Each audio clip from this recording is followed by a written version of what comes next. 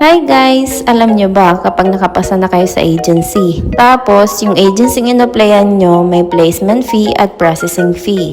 At hindi kayo ready kasi malaki-laki din yung babayaran. Huwag kayong mag-alala kasi kapag nakapasa na kayo sa agency at sigurado nang makakaalis kayo. Kasi mga lending company mismo ang kusang tatawag sa inyo para makapagbayad kayo ng placement fee at processing fee. Yan nga lang, asahan nyo malaki talaga ang tubo kapag sa lending company kayo kumapit.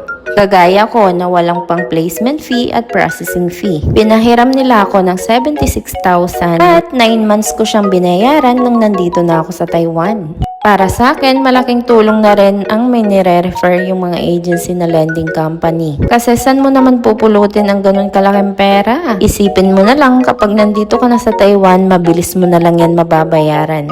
At napakaswerte na nga lang namin kasi lahat ng ginastos namin sa Pinas, mapa-placement fee at processing fee, lahat yon na-refund namin sa company. At hindi lahat ng company ganon nagre-refund. Isipin nyo na lang at least nakarating kayo dito sa Taiwan. Kaya wag ka nang matakot sumubok kasi yung agency ang bahala sa'yo. May mga company naman dito na walang placement fee at processing fee. Kaya napakaswerte mo kung isa sa kanila ang mag-hired sa'yo.